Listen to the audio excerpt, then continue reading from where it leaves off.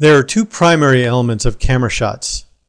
The distance determines how involved your viewer becomes with the actions that are happening in the scene. The distance can be controlled by either moving the camera in closer to the subject or by changing the focal length and zooming into the subject.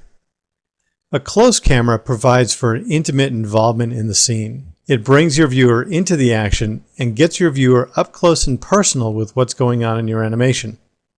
If you want to think about close and how it relates to intimacy, imagine yourself standing 3 or 4 inches away from a friend's face and talking to them. That conversation would feel much different if you were far away from them. The same thing goes for camera shots. When you move the camera farther away from the subject, or the central focus of the scene, you also remove the viewer from what is happening. This has the effect of making the viewer an observer of what's going on instead of being a participant in what's going on. The other important aspect of camera shots is the angle at which you're viewing the scene. An angle that is high, where the viewer is looking down onto the scene, makes them feel like they're in control of what's happening in the scene.